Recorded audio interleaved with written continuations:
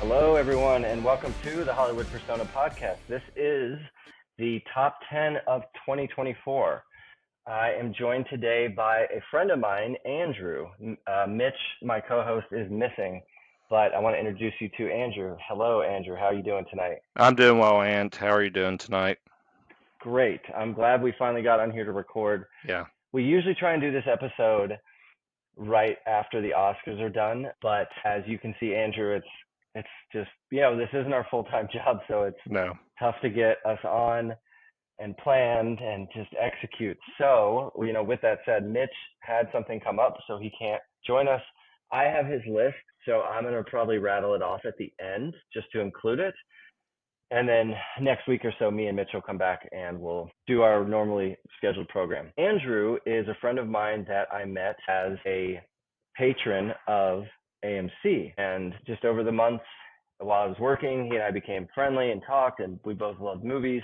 And we have since moved the friendship out of AMC into the real world. And he and I now will go to movies together and stuff. And it's been Hopefully. great. I mean, well, we've seen probably 4 or 5 together this Yeah, year, that's true. or last year, Yeah.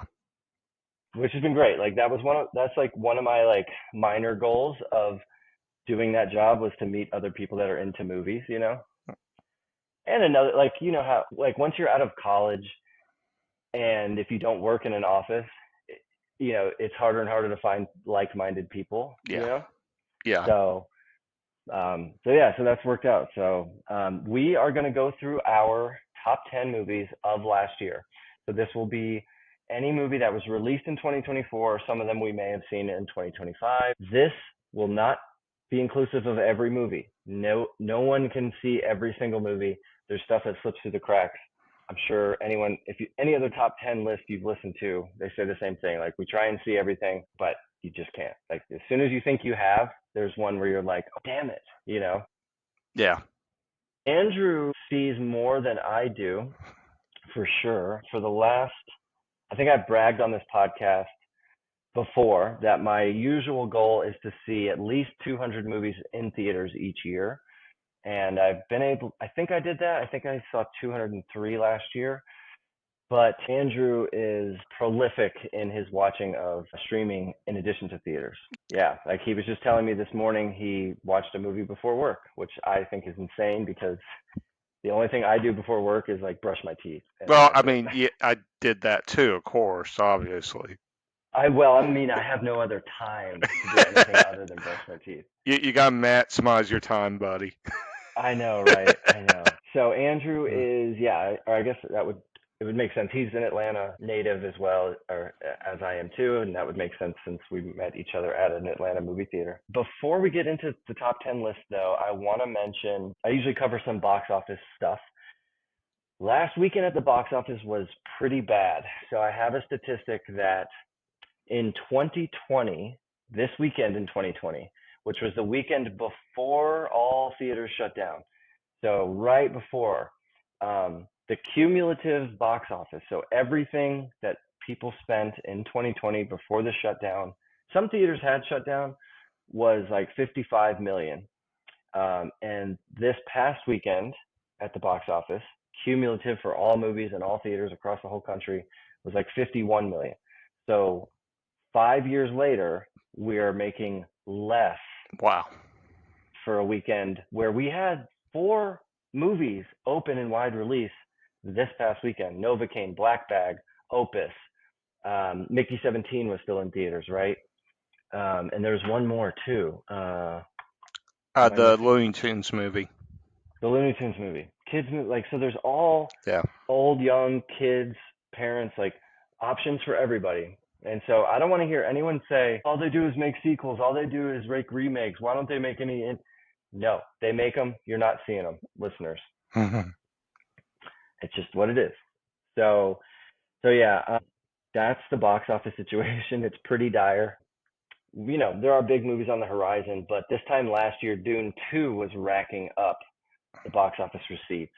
So, just something we cover. And I'm not worried necessarily about theaters dying completely. There's always going to be people who want to go see movies, but I think the landscape will change. For example, this weekend, Netflix's biggest movie ever made, again, is this movie called The Electric State, which has like an 8% rating on Rotten Tomatoes.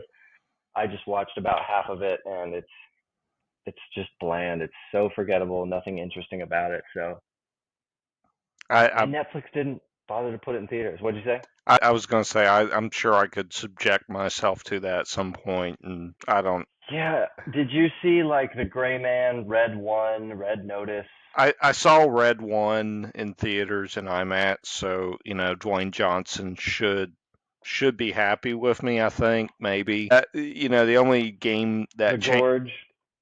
No, I hadn't seen The Gorge yet, but Yeah, I mean, they just keep putting these movies out. They yeah, don't put them in theaters, any theaters ever, anywhere. yeah, And this movie cost, over 300 million. So if you right, think like, look at something like Nosferatu, which was made for 50 million, you could make six and a half of Nosferatu's. But right, anyway, that's nothing new. They've been doing that for a while. right. So, all right. So I think let's get into our list, man. This is exciting. This is always a really fun episode to do. Yeah. Um, if you read any other critics' lists or listen to any other podcasts where they talk about their top 10 of the last year, um, they always say at the beginning, "Oh, this was such a hard year." And I want to say that I don't think it was that hard to distill down. Like, I have 10 of my favorites, but it wasn't too hard to narrow it down to 10. What would you say to that? Was it hard for you to narrow it down? No, I would say probably when I started this list on Letterboxd, I had like a clear number one for probably 6 months out of the year. And it wasn't till we got to the tail end of the year that the movies that I've been trying to keep my eye on started finding themselves higher up on the list. And there were some that were completely surprising, even to me, that ended Which up. is always so much fun, right? Yeah. When the surprising one shoots to the top of your list. Yeah, I guess I would say that my number one, two, and three Mm-hmm. are like my favorite, my second favorite, my third favorite. But after that, Right. like four through 10, you could jumble them, right? Like Yeah. I'm not, yeah, like number seven isn't like tiny bit better than number six. They're Right. all very good. I like them a lot. And then once we get through our list, we both have some movies that we considered, but we didn't. They didn't make the cut, so we'll mention those. And then I have Mitch's list, Yeah.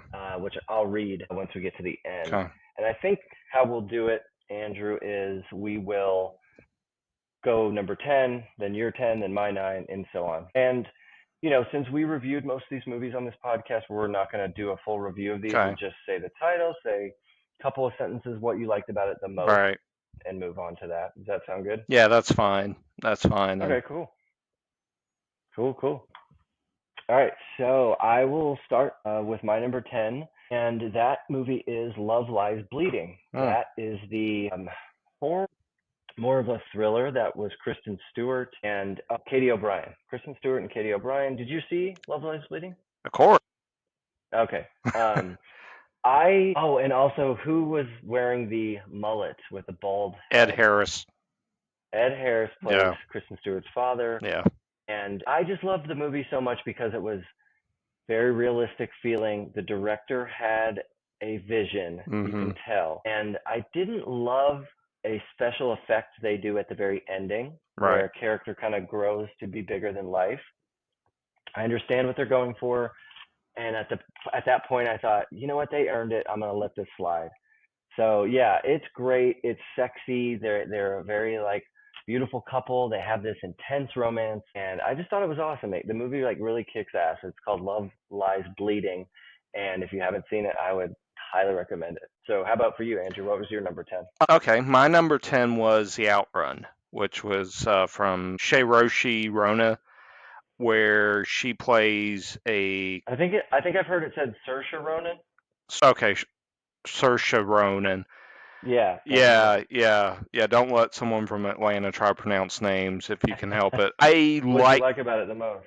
Well, for me, the whole thing with the narrative format for movies, like, there's only so many ways you can tell the story.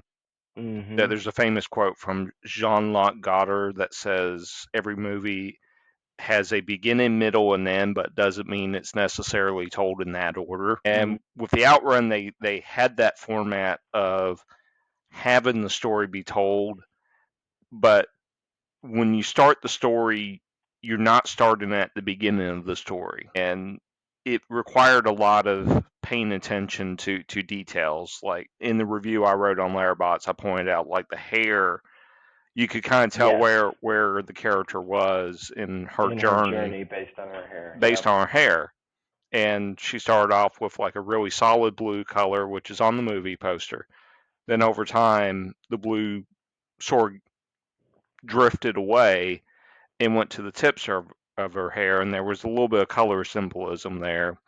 And then by the end, of course, she has like a fiery red hair, which, again, in color symbolism, Also means something. Yep. yeah, it also means something as well in terms of it being similar to like a phoenix rising. So, with that said, I can see why people wouldn't like it. It can be a tad confusing if you're not paying too much attention to it or it's just not your thing. But for me, I liked what it did story wise. Cool, cool. Yeah, I didn't love the movie, but I know it was on a lot of critics' best of the year, and it was in the. I remember it being early consideration Yeah, for, ooh, maybe Saoirse Ronan's getting Oscar nom. She was great in it. She's yeah, always great. She's one of our best living like young actresses coming up. So, yeah. all right, so that's the Outrun. That's your number 10. On to my number 9. This was a horror movie that is criminally underseen called Oddity. Did you see Oddity? Yeah, I did. I did. I loved Oddity because so it's directed by Damian McCarthy, and this is really only his second feature. He did a movie called Caveat that Mitch, my co-host, Hmm. reviewed on this podcast a couple years ago. And I need to go back and check it out because Hmm. this was just really clever, good use of probably what was a limited budget. And being a 30 plus year, like being in my 30s grown man, not much scares me. So when a movie can elicit some bit of like, shit, this is kind of weird and creepy, I give it points for that. And this movie did it. There's a very creepy, not creature, but like visage or like a sculpture that Oh you're yeah. not sure what it's doing. The cold open for this movie is great. It's a woman in a house while her husband's at work, and a creepy guy comes to the door, and you think one thing and later you learn more. So it's just very, very good. And there's an actress in here who plays twins, and she does an Yes. excellent job of playing the two characters. So I loved it. I thought Oddity was awesome. And I think the movie's only like 80 or 90 or 100 minutes. So it's like it gets in, it gets out. It's really cool. It's called Oddity, and I would recommend it. That's my number 9. So what's your number 9? A Mike Lee movie called Hard Truths. I didn't get to this one. So Yeah. why was this so good? Well, I think for me, like, I think for anyone who has family members that are act a certain way, you can kind of pick up on it a little bit. Um, for me, I kind of felt I had kind of a sense of overall empathy and could see certain things with how Mike Lee was doing the characters, especially with Marianne Jean Baptiste. Mm-hmm. With her character, like I know of people in my own women in my own family that as soon as I saw it, I was like, I know this person. Yeah, yeah. So I like how he constructed the story with it. The thing I liked as well that is talked about some is the fact that it takes people of color, and it's not a typical people of color movie story.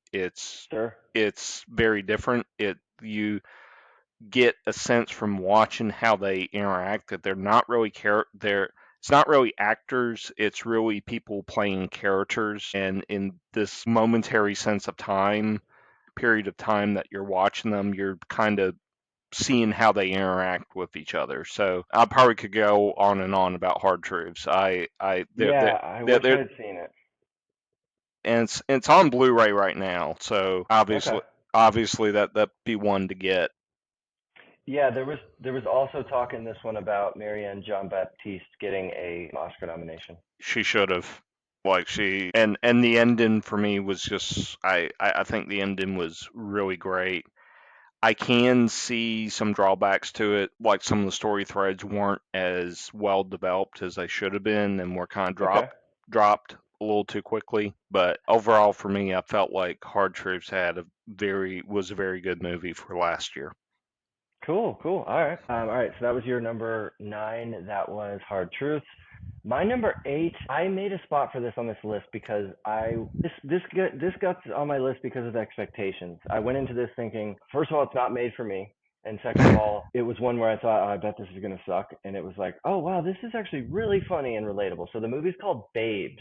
Did you hear of this one? I saw this I saw this at the movie theater that we know about, and I thought, You can mention it. oh, It's okay, fine. okay, okay. Yeah. I you never know. I saw it at Yeah, a no, we're pretty we don't do much privacy on this one. Gotcha. I saw it at a AMC Screen Unseen, and about Right. over half the audience walked out, and I thought it was the funniest movie I've seen since Anchorman. What? Okay, good. So, Yeah. yeah, so let me tell people Sorry. about it because I don't know if I mentioned. No, you're fine. I don't know if I mentioned it. I don't know if I reviewed it here. So, it's directed by Pam Adlon, and that name should sound familiar because that is the voice of Bobby Hill on King of the Hill. It's her only directorial movie, and it stars Ileana Glazer. She's the main actress, and she's a well-known comedian. But the movie is Alana Glazer getting pregnant from a one night stand. She's a single woman. She's in her like 30s, later 30s, so it's kind of more of a surprise. And the movie is just her and her best friend dealing with her pregnancy, and it's just very biting and funny and like it's pretty vulgar. Like All right. nothing is off limits. But I laughed my ass off watching this. Yeah, I did too, and I'm about to bust out laughing just thinking about it, Yeah. especially the mushroom scene. Yes. Yes. And we've seen in movies since mushrooms have been around, or since there have been movies, we've seen people take mushrooms and have funny responses on screen. This one is funny, and they do like a great job. It's called Yeah, Babes. It's a hilarious comedy, and again, it's like about a single woman getting pregnant, which has nothing. I couldn't be further from being related to that. And I think she's black or she's a woman of color, yeah. so it's anyway. I thought it was hilarious. It really worked on me. I wanted to work this in. If you listener haven't heard of this or seen it, I would recommend it. It's called Babes. It came out last year. That's my number 8 movie. And it's on Hulu right now as well. Thanks Yeah, for mentioning that. yeah. So yeah, what's your number 8? It's probably one we've talked about a few times. When I would come by and visit, and I would just rave about it continuously, and I still rave about it. Is it? Well, I don't want to guess because I don't want to guess one of your Well, other yeah, ones. I'm leaning up to it. It is Memoir of a Snail. Okay. I will say I will stand on the guy's to borrow a quote from Steve Earle. I will stand on the guy who directed Flo's Coffee Table and say Memoir of a Snail is a better movie. It is a actual functioning story. I'm sorry, people like Flo. Memoir. I'm sorry to say that. Memoir of a Snail should have won Best Animated Movie this past Oscars. It's a functional story. It's funny. It's sad. There's a lot of heart to it. I almost wonder if there was elements of the director's own life Has to be. within the movie because it feels too personal. Yes. It is probably one of the few movies I've seen where I've pretty much cried, Yep. and I think I was brought to tears too, for that this one. takes a lot for me to do that. That and one that didn't end up on the list, Exhibit and Forgiveness, both gave me that same Yeah. palpable reaction when I saw it. But Yeah. Yep. Very good. And yeah, uniquely animated. yes, It doesn't look. Not many other movies look like this. yeah, yeah, absolutely. Yeah, I like this movie a lot. That's Memoir of a Snail. It's definitely dark and it's definitely adult. I wouldn't feel too comfortable watching this with my mom probably. Yeah, yeah, But some people have different relationships with their parents. But yeah, it's yeah. I want to give that warning out there. But it right. is good. I also agree. Great pick. That's your number 8. That was Memoir of a Snail. Yep. All right, so on to my number 7. This was A24, big A24 movie. I saw it a couple times in theaters. I saw it myself, and I took some friends to see it. And it has an amazing Jesse Plemons scene. I'm sure now you know what I'm talking Yeah. about. It's Civil War. Alex Garland directed, who his movies have always hit for me. He's done, right? That's Alex Garland, right? Yeah. Mm-hmm. So Alex Garland, you know from Ex Machina, Annihilation. He did Men, and yeah, we reviewed it on the podcast. So listeners, you know what this is. It's stars Kristen Dunst as a grizzled war photographer and Kaylee Spaney as the up and coming, and it's I think the genius of this movie, which it got criticized for, was not showing us what led up to the war. It doesn't tell us that the Republican president did this or the liberals started a gun. No, we're just placed in to the United States at a time where the political turmoil has boiled over and we have gone into a civil war. And yeah, it got a lot of criticism. A lot of pundits were like, well, we don't know what we're fighting over, so I don't know whose side to take. And I'm Right. like, that's the point. That's the Yeah. point. The point is to show how bad a civil war would actually be if we can't come together and Right. iron out our differences with words instead of Right. violence. So, yeah, did you like this movie? It was probably on there for a portion of the year, and it just slowly fell off. I wasn't completely in love with it, unfortunately. I been Adobe, and I thought the sound design was incredible. Very good sound design. Yep. Yeah, it kind of story wise, it didn't really hit as much as I wanted it to. Very fair. Very fair. So Yeah. that's my number 7. What is your number 7? Well, this one, just to build up to it, this one, probably everybody who has seen this movie in the theater has had a very violent, visceral reaction when they saw it. And there's no other experience like it when you see this movie in the theater. And to me, this is the only way to see this movie. It is available on streaming through a very special streaming service called Mubi, and that is Mm-hmm. The Substance. Awesome. Yes, The Substance is pretty much the cinematic Rorschach test. Any director you can think of that you have seen a movie in the last 20 years, it will be in The Substance. You will see something from a director of another movie that will make its way into The Substance. You'll see David Cronenberg, you'll see Kubrick, you'll see David Lynch, you'll see Yep. various who Who did The Fly? Cronenberg. Oh yeah, you said him. Okay. Yeah, yeah. So Yep. it's very the story that it tells is more speaking towards essentially how women are in the world, and it presents a very valid point that Yep. I kind of felt like was a little lost in the shuffle. But the movie's incredible. The next movie that Carlene Forget, and forgive me if I mispronounce it. The next one she does, I'm going to be in line to see that because she's incredible, and I probably need to watch Reality and Revenge and Revenge is great. I've yeah, seen it. yeah. Yep.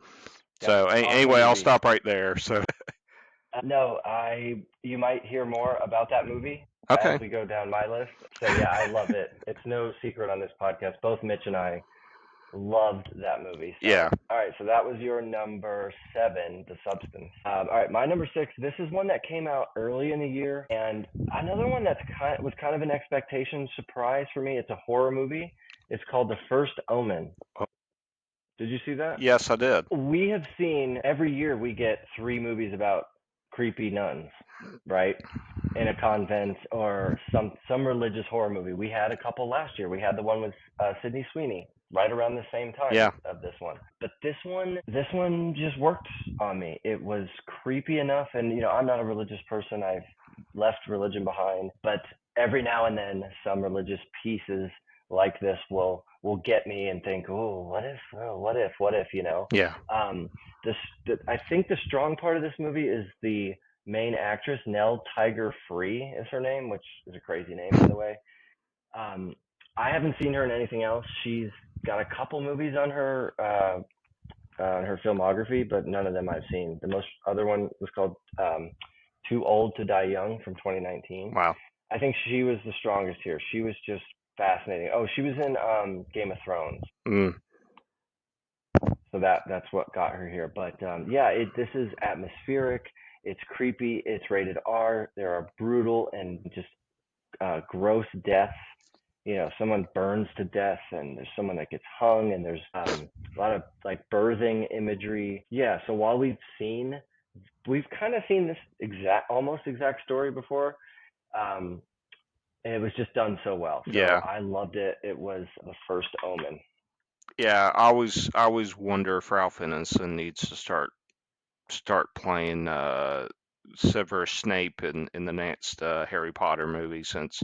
So that's a good point to bring him up. So the Ralph Ineson is in this. He was in Nosferatu, Guardians of the Galaxy. He got big kind of from The Witch and Harry Potter. He was in The Northman. He was awesome. He was in The Green Knight. He's got a very distinguished face. You listener, you would know his face if you saw it. Um, but his name isn't like a household name. He's like a well-known character actor, but he's got a deep voice. He's really tall. He's got this like deep like Yorkshire accent. Yes. Yeah, he's just a cool guy. So that's the first Omen. That is my number six. So what is your number six?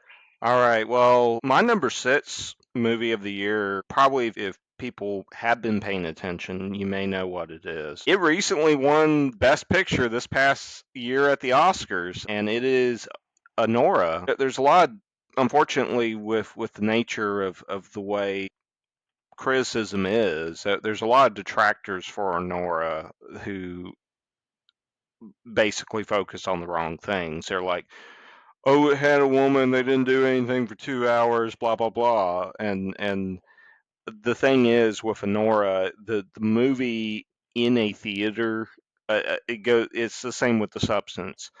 The best way to see Honora is in a theater. Uh, Definitely. yeah, because every shot in that movie, every shot in that movie is gorgeous. There's a lot that's saying about not to get to one way or the other. There's a lot that's saying about our current culture, and I'll just kind of leave it there. One scene that stuck out to me was at the start of it where Honora's doing her job as at club. Yep. She's coming home, and the New York City subway is going over her house. Yeah.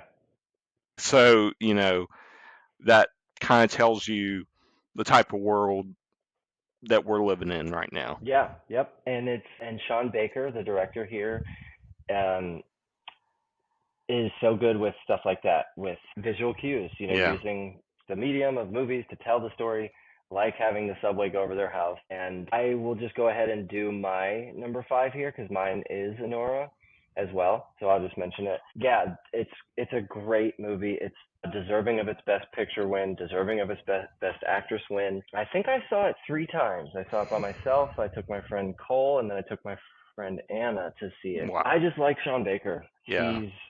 His last movie, Red Rocket, I loved. Tangerine is great. The Florida Project is excellent. Starlet's Um, incredible. I haven't seen that. Yeah. I need to get to that. Yeah, you need to get to that. But yeah, I guess I could agree with the criticism that the middle portion of this movie drags just a tad, just Yeah. a tiny, tiny bit when they're on the run looking for the couple.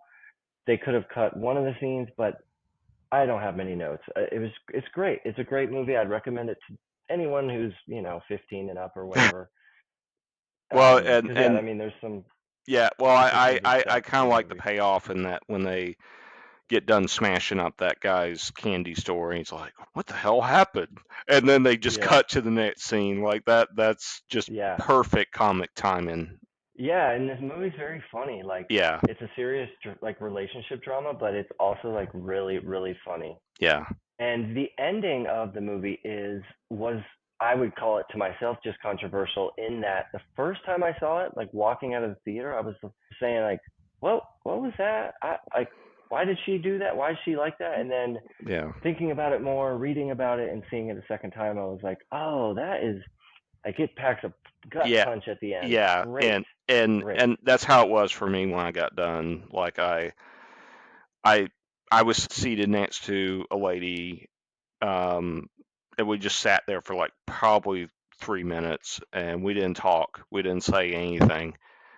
Yeah, It was like we were stewing in our own thoughts with that, and then we yeah. were leaving and we were talking about it.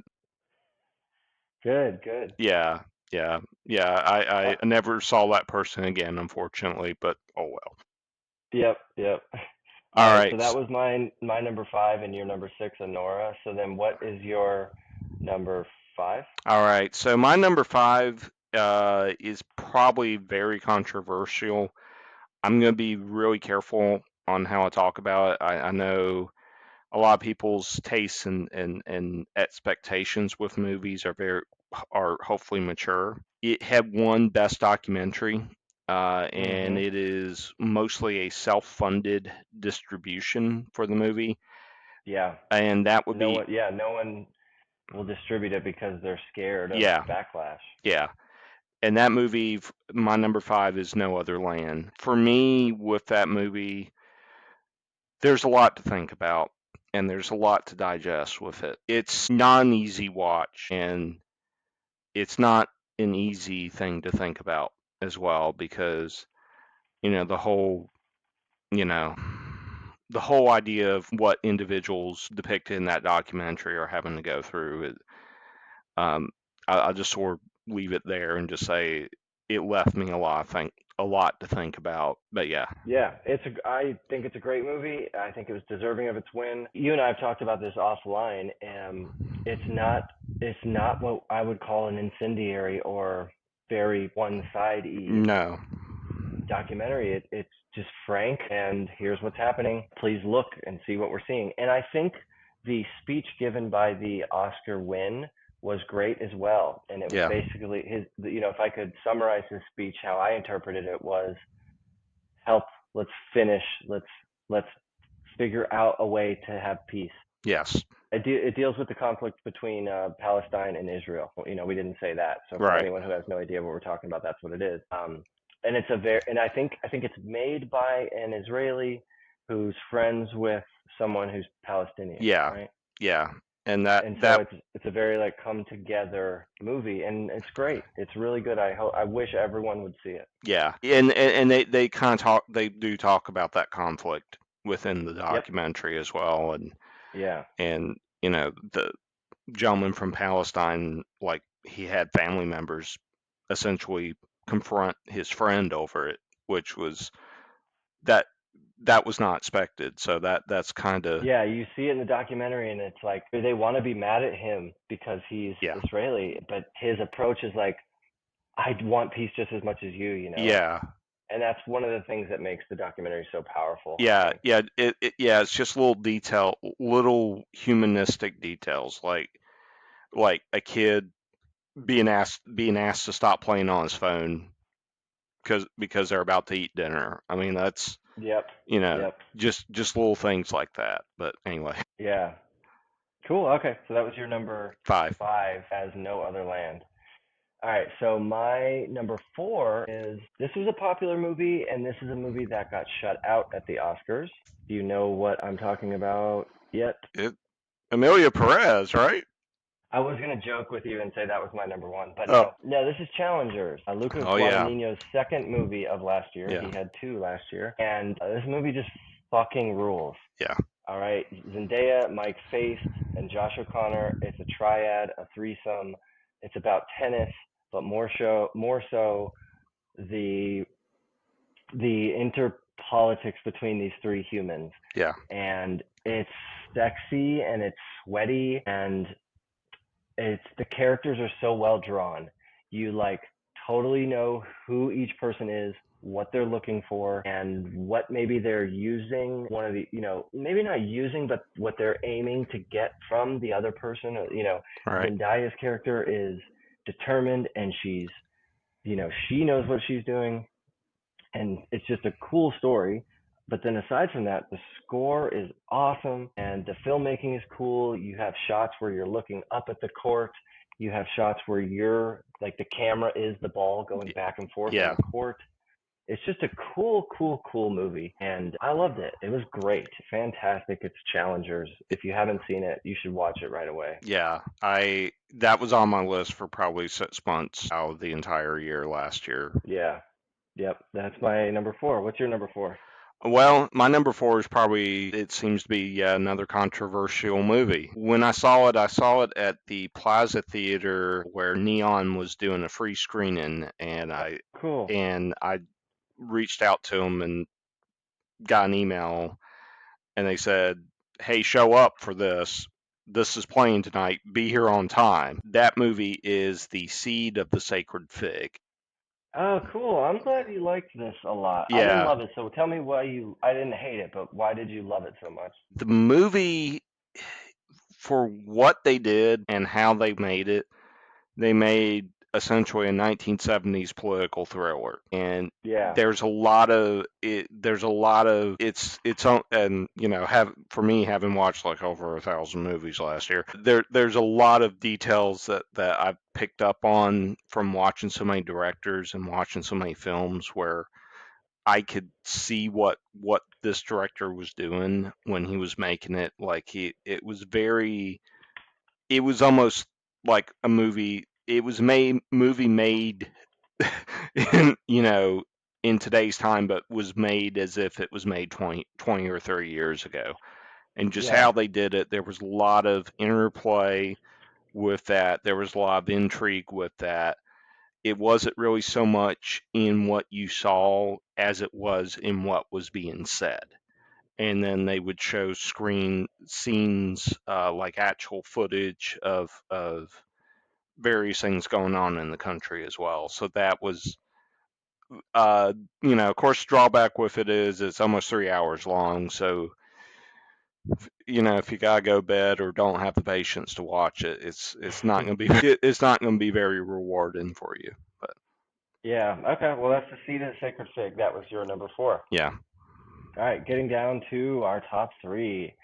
This is the fun part. So my number three is Furiosa: A Mad Max Saga, directed by George Miller, and it is in the Mad Max realm of movies. And I am still just so heartbroken that this wasn't a bigger box office yeah, hit because it's just a kick-ass action movie, just like Mad Max was a couple years ago. Anya Taylor-Joy is great. Chris Hemsworth is having a blast with yep, his villain character. You've got Tom Burke, and it's filmed mostly practical, and the effects are cool, and it's a pulse pounding action movie that really never slows down for almost its entire runtime. The world that it's set in is so well realized and thought out that I just love it. I love it. I think this is another one I saw three times. I worked it with Cinema Score, then I saw it again, then I took some friends to see it. It's a great movie. I wish more people saw it because it just didn't do that well at the box office, which sucks. So, yeah. um, yeah. Did you like Furiosa, a Mad Max saga? I can't really say I liked it. I don't have as much enthusiasm for it, unfortunately. That's all right. It On a was for technical me. level, I loved it, but for me, I was looking at my watch like 30 minutes into it. And I don't think you're alone because, Yeah, a lot of people felt the same way, and that's why I don't think it didn't do as well. So, I, but I loved it, and that's my number three. I would be curious to watch the black and chrome edition of it though, because I guess if they do end up doing that, are they doing that yeah, for sure? they had done that. So yeah, I would love to see it in the black and white version. I think that would Yeah. be I think that would be really cool. Cool. All right. Well, what is your number three? Well, my number three was one of the movies that sort of came out. I think it was a 2024 release that I didn't see till earlier this year. And I had to go all the way to Phipps Plaza in Atlanta to see it because they just weren't playing it everywhere. And it's from a certain subscription service that it's possible it's on there now, from on Amazon Prime, and that would be Ramel Ross's Nickel Boys. Yeah. The thing about that movie is at first, the first person view is a little discordant Yeah. and very uncomfortable. Yeah, but once you get into it and you get into the flow of things of how the movie's being shot, where you see it from a first person view, and I'm just using my hands, but you see the object in front of you, and then later on you see another scene with the other character, and they're both looking at the same thing. The thing I liked about it, for me, like with it being in a first person view, it allows you to focus on the details because you're seeing it from those characters' eyes. You're seeing what they see.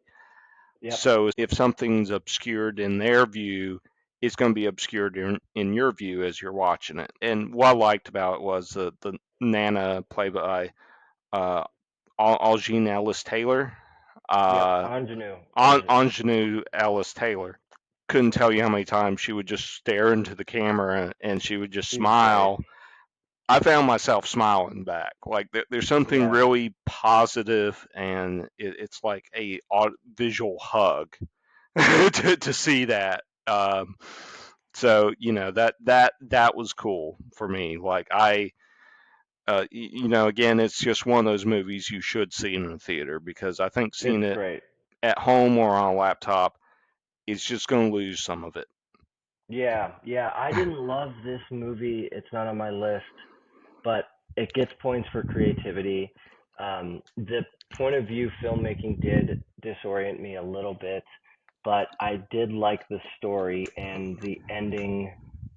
I don't want to call it a twist, but it's not just like a conventional here's what happened. No. Well, but yeah, it goes in a place that I wasn't really expecting, and at the end I'm like, okay, that's pretty cool. I didn't see Yeah. that coming. Yeah. I didn't get the ending at first. I'm probably going to revisit it at some point whenever I get the chance. But Yeah. yeah, Okay, so that was Nickel Boys at your number 3. three. Yeah. All right, my number two is a movie that you discussed already. It's The Substance, another one that I saw like at least three times. Wow. It blew my mind. It blew my mind. I love weird, gross like gross body horror type movies like this. Its message is very realistic. The fact that they got Demi Moore to play a character that feels like her real life in a way, like from what I know, I don't know anything about her, but I loved the Shining references in it. The carpet I noticed right away, Right. and there's one other thing too, either a shot. The There's another bathroom. shot. Oh, the bathroom. Yeah. Yeah, the bathroom, right. Yeah, so I noticed a couple and I was like, oh, beautiful. This is how you do an homage, a reference, compared to like Ready Player One, where they just recreate the set and go into the world of The Shining.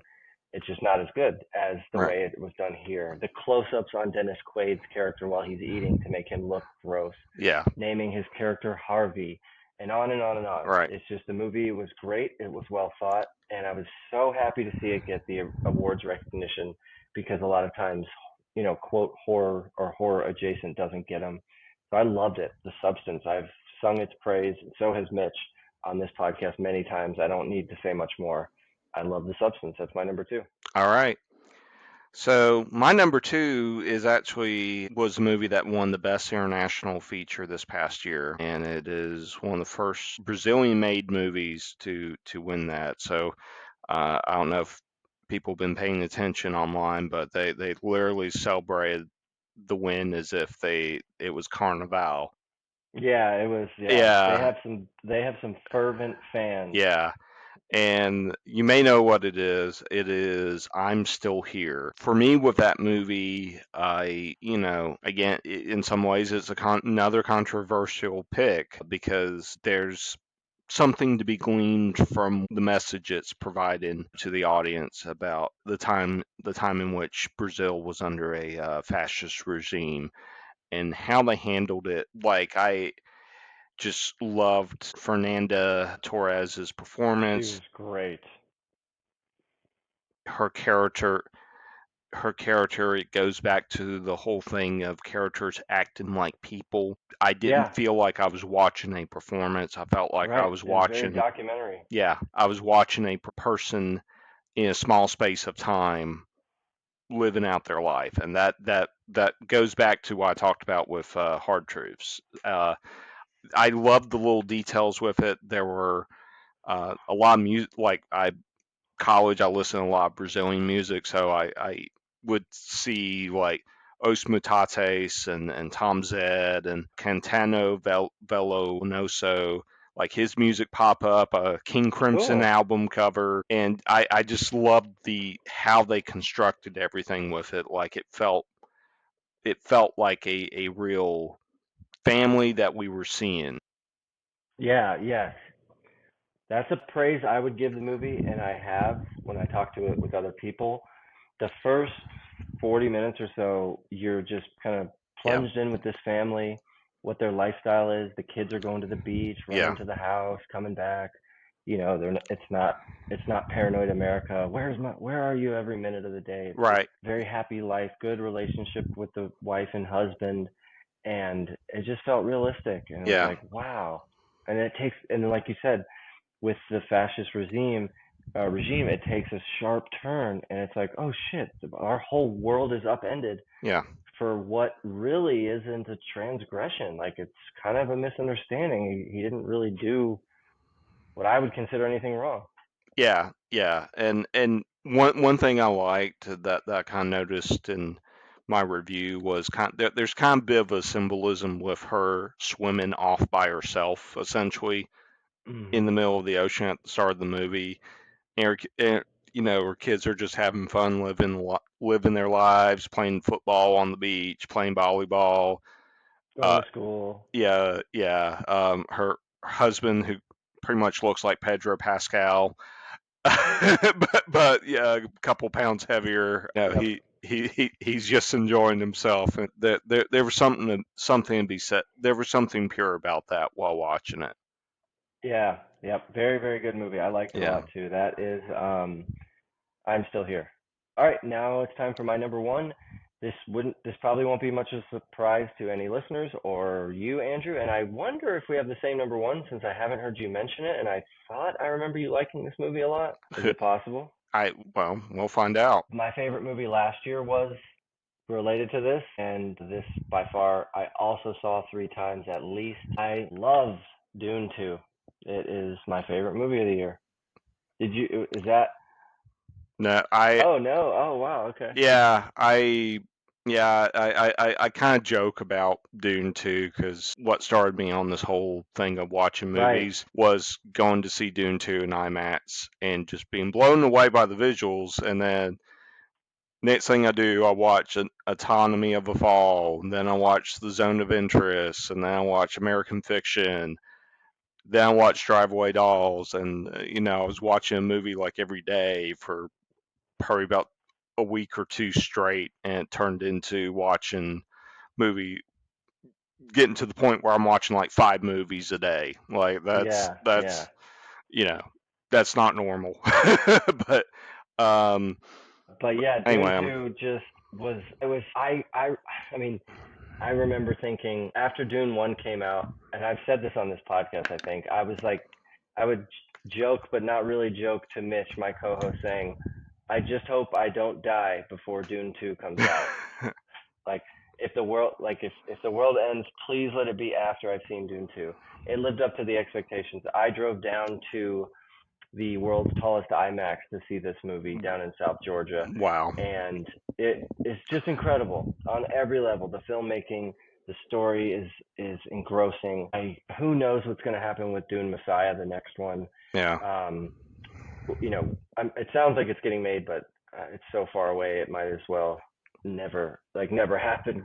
But I just love it. I love Dune. I knew nothing about Dune before the 2018 one, yeah, and I'm just like a super fan now. It's just so cool. The story, the rise of Paul Atreides.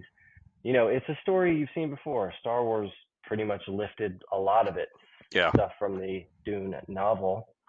So it's like, what sets this apart? Well, what sets this apart is Denis Villeneuve's directing. He is precise, and his use of color and all the technical stuff, shot composition and sound design and score, the black and white planet. It's all just cool. It's just cool as shit. And if you're a person that likes science fiction of any kind, I can't see you walking away from Dune 2 not at least liking it a little. So that's my favorite movie of last year, Dune 2. I love it. What's your number one? All right, so my number one um, is probably a revival of a format that was dead for probably over 50 years, and Okay, I think I know. it was filmed in a format called VistaVision. Yep. I've seen this Cool. movie twice. I've saw it at an AMC, and it was incredible. I saw it at the Plaza Theater in the 70 millimeter cut, and I felt like this is the only way to see this movie, and that is The Brutalist. Great. This is on my also list. I love this Yeah, movie. yeah, and for me to see it more than once, like the first time I saw it, like I had awareness of time and was like, you know, how Because much? this movie's over Yeah, 3.5 hours, right? yeah, it's Three like hours and 35 minutes. yeah, with a 15-minute intermission, and I was like, "Holy crap, what am I in for with this?" And I really liked it. And I would talk to people next to me, and we were like, "When's the next shoe gonna drop?" Essentially, Hmm. after the first half. And then the second half is, it can be said the second half isn't as strong as the first half, but that opening scene of the second half is just effing gorgeous. Yeah. It and seeing it in 70 millimeter is like seeing the intro for both halves in 70 millimeter. Like I'm getting goosebumps right now just thinking about it because that's the strongest possible praise I could give. It's Is an American epic. yeah, it It's like a There Will Be Blood. It was made for like barely a budget, but it looks incredible. It's yeah, so well acted. It's a great movie, and it's a tough, like, it's one where I wouldn't recommend it to my friends that aren't necessarily into movies. Like they might be like, "What am I watching?" But yeah, for those that really like movies, it's excellent. It's just great. yeah. What'd you like? What's your favorite thing about it? Like, is it the way it was shot and how it looks, or is it the performance? Probably the way it was shot and how it looks. Just kind of the choices they made. What makes it so watchable is they would have the acting scenes and they would use montage, which this is kind of a pet peeve of mine with montages. It's kind of a shorthand Mhm. sometimes. Mhm. Sure. Yeah, basically an emotional shorthand sometimes, but they would use past clips, they would use various things in terms of how they did it. There's one scene that I'm trying to be careful how I explain it because when I saw it the first time, I my mouth was blown wide open because of the camera movement and where the camera was following people. That's Yep. all. That's probably as much as I really feel comfortable saying because then would be spoiling it, and we talked about that a few times about how I like the spoiler tag. But Right, and I don't care for it, but yeah, it's totally fine. I don't want to spoil it for anyone on here. I do want to say, hmm, for anyone listening that's thinking in their head, "Oh, there's no way I'm going to watch a 3.5 hour movie." Just to give you like a two sentence of what it's about. It's the first half is the promise of the immigrant experience. The second half is the reality yeah, of what an immigrant experience might have looked like in 1945. Maybe it's probably saying that might be similar today. I think that's probably what he's getting at there. yeah, But you could write a doctorate thesis on this movie. I'm sure someone will. yeah, yeah, and then other people have compared it to Once Upon a Time in America, which is another Yeah. nearly 4 hour epic. For me, when I wrote the review on Letterboxd, I brought up all these other classic epic length movies, and I felt like The Brutalist is like a very good introduction to those movies. Yeah. Um, and made me just want to sit down and try try to watch all those. Yeah, yeah. Well, But good, good, good, good. I also like this movie. My favorite pieces would be the score and the oh yeah, acting of Guy Pearce and Adrian yes, Brody. They were both fantastic. yes, So we just crossed the hour mark, so that is perfect. We did our movies within an hour, and we try and stick to around an hour. yeah, Um, because we're not trying to make people listen to us for longer than that, you know. Yeah. Okay, so before you and I just list off our also rans or our other movies that were considered for the All right. list, I want to read Mitch's list. So I will just read his from 1 through 10, and maybe I'll get him next episode to actually speak a little on it. But his went like this, and I wish he was here because Yeah. his number 10 was Flow. He loved Flow. So I would have loved to hear him tell you why. His 9 was Late Night with the Devil. Mm. His number 8 was Alien Romulus. Mm. 7, Long Legs. 6, Deadpool and Wolverine. 5, The Substance. 4, Furiosa, a Mad Max saga. 3, Civil War. 2, Anora. And 1, Dune Part 2. Mm. So as you can tell, he and I have pretty close and similar tastes. Yeah. Yeah. My Which tastes are all over. All. which I think makes this exercise good because Yeah. it's just me. It would have been just me and Mitch talking about the same movies. It's nice to have someone else on here who likes a different flavor, you know. So Yeah. yeah, so I didn't know this until just right now. Both Mitch and I have Dune as our number one. I think that's great. But okay, so I'm gonna read off the list of my others that were considered for my list. So Heretic, The Wild Robot, The Brutalist, The Order, The Girl with the Needle, Conclave, Rebel Ridge, Alien Romulus, Deadpool and Wolverine, Long Legs, and this one, I know this sounds crazy to you, but I really did like it, and I can't wait to see part two, Horizon: An American Saga. I really ended up liking that movie.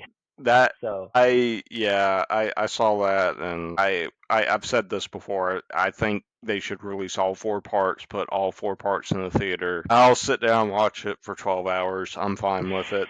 We only saw like part 1 of a story, but that's yeah, we really did. yeah, It really leaves you off. Yeah, I just like maybe it was like nostalgia for westerns or right. nostalgia for Kevin Costner.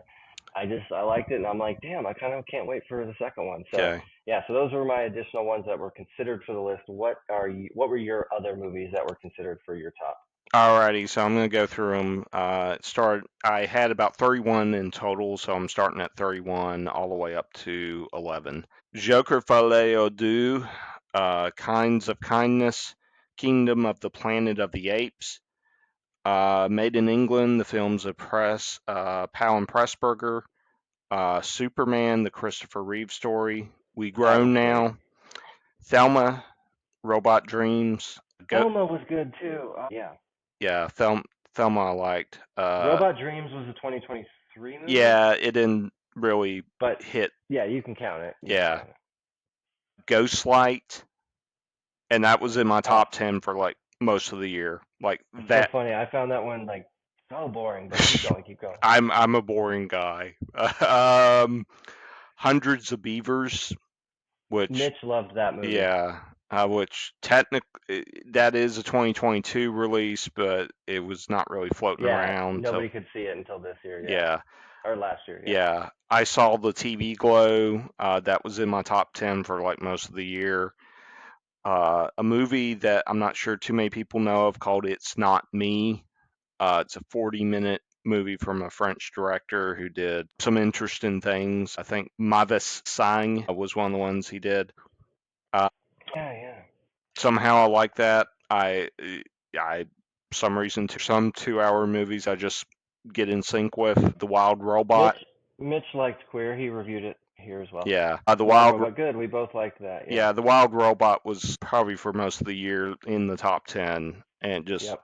kept getting pushed down. The Room Next Door, which I Next love door. Pedro Oh, yeah. Almodovar. Like his stuff is just like he's just a genius. I love his stuff. Wicked Part One, which was Wicked was great. yeah. Challengers Sing Sing, which was Oh shown. man, how did I forget Sing Sing? Yeah, that was shown once at like a screen unseen, and then was never shown again for the rest of the year till I saw it at Phipps, yeah, but it was hard to see. That yeah. was hard to see. Conclave, which Yep. was okay for me. Evil Does Not Exist. I missed that one. Yeah, that was great. And Do Not Expect Too Much from the End of the World, End of the world. which that almost took the place of the Outrun, but the Outrun just barely edged it out. Barely. Yeah. Yeah, and there's a few more that I wish I could have seen that I'll just rattle off that I wish had more exposure. Close Your Eyes, Eureka, Matt Samara, and The People's Joker. Like those four, I'm gonna sit down and watch. Was Dee Dee last year? DD was last year, yes. Dee Dee was also good. I'd like to mention that. It's a good coming of age movie, 85 minutes. It's great. Yeah, All right, well, that wraps us up. awesome. That is our top 10 of 2024. Let me see, Mitch. I guess I'll read Mitch's also list. That's fine. Wild Robot, Tuesday. Mm, Did you see Tuesday? I did. Yeah. Weird movie. I hated Tuesday. I want. He had Oddity, Nosferatu, His Three Daughters, and A Violent Nature. Mm, I almost put in A Violent Nature. I'm Still Here, Caddo Lake, The Brutalist, Heretic, Kingdom of the Planet of the Apes, Blink Twice, Dee Dee, Jim Henson, The Room Next Door. He also liked The Girl with the Needle, Terrifier 3, and Love Lies Bleeding. So those were his also mentions. And yeah, all right. So I think that will wrap us up here. Andrew, I want to say thank you so much for taking the time no to problem. join us for this. Yeah. I also appreciate you being flexible with how many times we had to reschedule doing It's this. fine. But yeah, man, I expect to invite you back on in the Awesome. future for other stuff. We're probably gonna do Mickey 17 and Black Bag next week.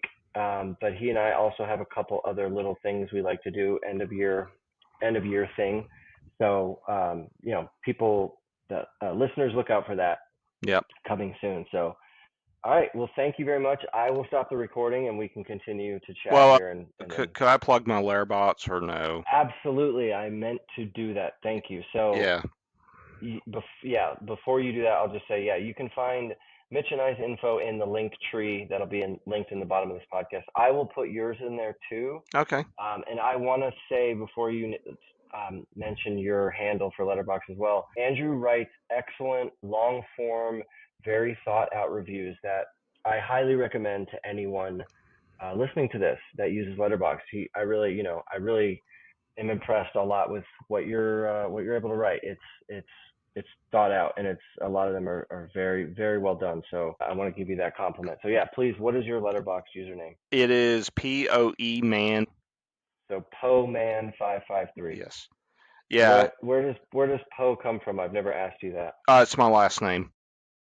Well, that's right. I have asked you that, and you told me that. Yeah, yeah, it kind of stuck with me from when I was on PlayStation a lot, and Yep, yep. I kind of had a false notion of what the internet was. I felt like I felt like I needed to make sure whoever it was knew what gender I was, if that made sense, and not. I see. Yeah, Yeah. yeah, yeah. It kind of stuck with me since then. Obviously, nowadays I'm like, whatever. Right, Be right. you. Be happy. Don't judge. Yeah, yeah. All right. Well, yeah, listeners, thank you. Thank you for mentioning that because yes, I do, of course, want to mention your letterbox. Thank you. Yeah, you do a great job, man. You really do. I often show you off to friends and say, oh, you got to see, go look up one of his reviews. He really puts work into it. Yeah.